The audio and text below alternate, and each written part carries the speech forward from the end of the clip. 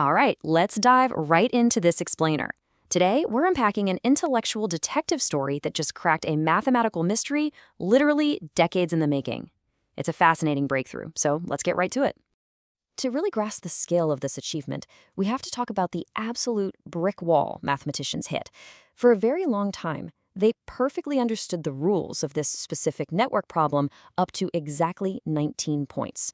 The limits for 1, 2, 5, all the way up to 19 were absolutely guaranteed. But beyond that, it was a total unknown. So you might be wondering, what exactly happens when you reach a 20-vertex network? It sounds like you're just adding a single point, right? How hard could that be?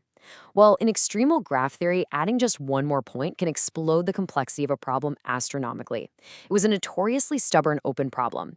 Experts heavily debated the answer for a 20-point graph, narrowing it down to just two possibilities. It was either 6 or 7. They just couldn't mathematically prove which one. Okay, before we solve the mystery, we need to define what that answer, that 6 or 7, actually represents. It's known as the chromatic number, which we denote with the letter Z. Basically, this is just a formal way of asking for the absolute minimum number of groups you need to perfectly sort a network under some very strict rules. Imagine a network of points with lines connecting some of them. The chromatic number just asks, how many buckets do you need to sort every single point into so that every single bucket is perfectly uniform? Now, think of these 20 points as guests at a highly particular party. When we say a bucket must be uniform, it can only be one of two extreme scenarios. First, you've got the clique. This is a group where every single point is directly connected to every other point. They're all best friends. On the flip side, you have the independent set. These are total strangers, where absolutely nobody is connected to anybody else. So for our 20-point network, the question is simply, in the absolute worst-case scenario, how many of these perfectly uniform groups do you actually need to divide everyone up? Well, the wait is officially over. A brand new computer-assisted proof released in July 2026 has finally settled the debate. The researchers proved definitively that you will need 6 groups, not 7, exactly 6. Every single conceivable graph of 20 vertices can be split into 6 parts, where each part is either a perfect clique or a perfect independent set. So how did they actually pull this off? The proof is actually split into 2 wildly different halves. Let's look at the first piece of the puzzle, setting the lower bound. This part is wonderfully human-readable. In fact, it's straightforward enough that a math undergrad could verify it by hand. It relies on an incredibly elegant, highly symmetric 17-point network known as a Paley graph. What's so special about this specific graph is that no 4 points within it are totally connected and no 4 points are totally unconnected. By using this brilliantly stubborn little structure, mathematicians easily proved that 5 groups just aren't enough. It proves that 6 groups are absolutely, without a doubt, sometimes necessary. That locks in the floor of our answer. But locking in the ceiling, the upper bound, that is a completely different monster. The scale here is truly astronomical.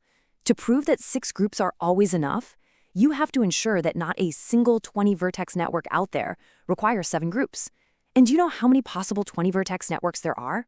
Roughly 10 to the power of 57. That's a 1 followed by 57 zeros. It is a number so vast, it completely dwarfs raw brute force computing. You literally couldn't ask a supercomputer to check them all one by one. The universe would end before it finished. Because brute force is literally impossible at that scale, the researchers had to get clever. They leaned on a classic result from a field called Ramsey theory.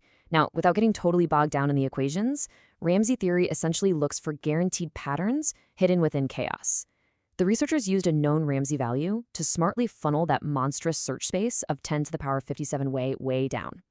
They proved that if a 20-vertex graph out there did require 7 groups, it would have to be built around a very specific core, specifically 2 known 16-vertex graphs.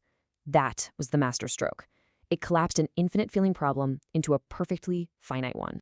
By dramatically shrinking the possibilities down to configurations built around those 16-vertex cores, they were left with just the edge cases, basically the cross edges between the core and the final 4 vertices. They then translated this surviving math problem into pure computer logic, encoding it into 2 giant propositional formulas.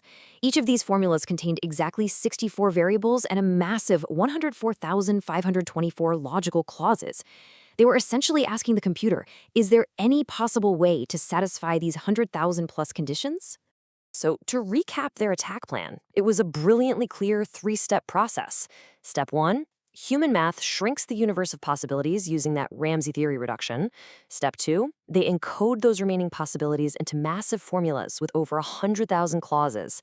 And step 3, the computer crunches the data, refutes the formulas, and proves definitively that they are impossible to satisfy, meaning absolutely no 20-vertex graph requires 7 groups.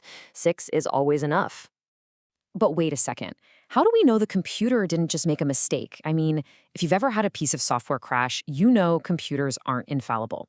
To solve this, the researchers generated digital certificates of the computer's proof. Those certificates were then rigorously cross-examined by 4 completely independent proof-checking programs.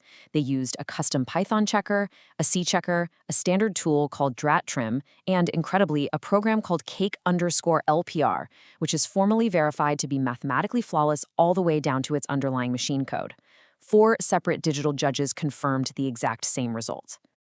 It's a monumental achievement, for sure. But in the spirit of absolute scientific rigor, we have to recognize the one uncertified link remaining in this whole chain. The researchers call it the assurance boundary. You see, everything the computer did after it got the formulas is 100% certified. Everything before the computer, the Ramsey math, is readable by humans in a 13-page paper, but the bridge connecting them, that human-written translation step encoding the math into logical clauses, is currently only validated by spot tests and calibrations, not by a machine-checked proof. It is the one tiny place where a human error could theoretically hide. And here is where our detective story gets a wonderfully modern twist. The mathematics behind this massive upper bound wasn't just crunched by humans and traditional code. It was heavily generated by cutting-edge AI models. The research was driven by systems like Neues Hermes, GPT 5.6 Sol, and Claude 4.8 and 5. While humans selected the problems and managed the workflow, these AI agents were heavily involved in the actual mathematical generation. We are literally entering a brand new era of AI-assisted mathematics. Now, you're probably thinking, if AI is known to sometimes hallucinate or make things up, how can we trust it with high-level math? Well, to safely leverage these AI systems, the team maintained a brilliantly strict cross-checking policy. As they stated in their public release, no step rests on a model assertion not recomputed by a different system. In plain English, no single AI's work was accepted blindly. If GPT proposed a step, Claude or Neues Hermes had to independently do the math and verify it. It is a fantastic case study in how to build auditable, AI-generated science. So, what comes next? Looking to the future, the research team laid out the most valuable next steps for the community. First and foremost, they want to formally verify that final encoding step, that assurance boundary we talked about, using rigid proof languages like Lean or Isabelle. Second, they're calling for independent teams to completely reproduce the work from scratch, regenerating the data with fresh code. And finally, the big one, applying this exact same method to see if they can conquer the next number in the sequence. And that brings us to the end of this explainer, leaving us with a truly provocative thought. For decades, human minds alone couldn't get past 19. But now, by combining human-readable logic, Ramsey theory, massive computer certification, and cutting-edge cross-checked AI, we finally solved 20. So if this incredible fusion of human ingenuity and artificial intelligence could crack Z20, what in the world will it take to solve Z21? Will the search space just be too impossibly vast? Or have we just unlocked the ultimate template for solving the rest of the table? It is an absolutely amazing time for mathematics. Thanks for joining me on this deep dive.